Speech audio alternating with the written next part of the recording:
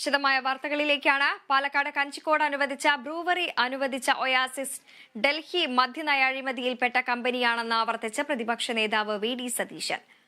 മദ്യനയം മാറ്റിയതും അനുമതി കൊടുത്തതും മറ്റു കമ്പനികൾ അറിഞ്ഞിട്ടുണ്ടോ എന്നാണ് ചോദ്യം. തന്റെ ചോദ്യങ്ങൾക്ക് ഉത്തരം നൽകാതെ ചെന്നിത്തലയും താനും തമ്മിൽ ഭിന്നതയുണ്ടെന്ന് പറയുകയാണ് മുഖ്യമന്ത്രി. ഉത്തരമില്ലാത്തതുകൊണ്ട് കൊഞ്ഞനം കുത്തുന്ന നിലപാടാണിതെന്നും മന്ത്രിക്ക് വിഷയദാരിദ്ര്യമാണെന്നും വി.ഡി. സതീശൻ പറഞ്ഞു. പാലക്കാട് ആരംഭിക്കുന്ന ഈ മദ്യനിർമ്മാണ യൂണിറ്റിനെ കുറിച്ച് ഞങ്ങൾ ഗുരുതരമായ രണ്ട് ആക്ഷേപം ഞാൻ ഇന്നലെ ഉന്നയിച്ചു, ഉത്തരവാദിത്തത്തോടുകൂടി. അതിന് തലേദിവസം ബഹുമാനപ്പെട്ട എക്സൈസ് മന്ത്രി കമ്പനിയെ പ്രകീർത്തിക്കുകയാണ്. കമ്പനി ഭയങ്കര സംഭവമാണ്.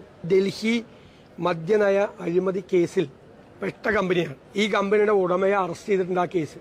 ആ ആരോപണത്തിന് മറുപടി പറയാതെ കോൺഗ്രസിൽ ഞാനും രമേശ് ചെന്നിത്തലയും തമ്മിൽ തർക്കമെന്ന് പറഞ്ഞു. ഞങ്ങൾ തമ്മിൽ ഒരു തർക്കമില്ല. ഞങ്ങൾ ഈ കാര്യങ്ങളും അന്ന് അദ്ദേഹം ബ്രൂവറി ക്കെതിരായിട്ടുള്ള അതിശക്തമായ നിലപാട് അന്നത്തെ പ്രതിപക്ഷ നേതാവ് എടുത്തു. അതിന്റെ കൂടെ ഞാനുണ്ടായിരുന്നു. ഇതൊക്കെ വിഷയദാരിദ്ര്യം.